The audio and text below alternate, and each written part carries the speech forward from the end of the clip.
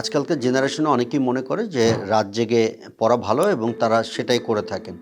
এক্ষেত্রে আমার পরামর্শ হলো, যদি আমি সায়েন্টিফিক বা বৈজ্ঞানিকভাবে বলে থাকি, সেক্ষেত্রে আমাদের শরীরে কিছু হরমোন নিঃসৃত হয়। কিছু হরমোন নিঃসৃত হয় রাতের বেলায় এবং কিছু হরমোন নিঃসৃত হয় দিনের বেলায়। এগুলো আমাদের শরীরের বায়োলজিক্যাল সিস্টেমের সাথে জড়িত।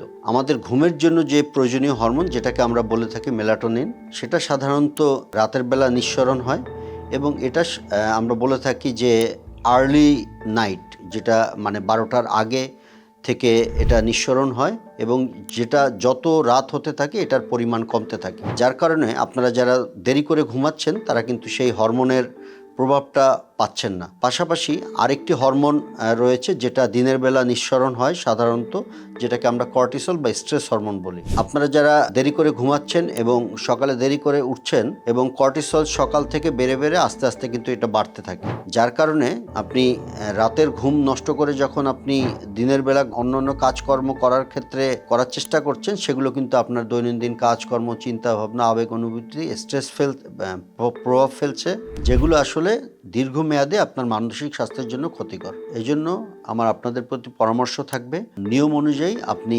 প্রতিদিন ঘুমাতে যাবেন এবং সকালে নিয়ম অনুযায়ী উঠবেন, এবং এই নিয়মটা যাতে অবশ্যই স্বাস্থ্যসম্মত হয়, এতে আপনার শরীর মন সব কিছুই ভালো থাকবে।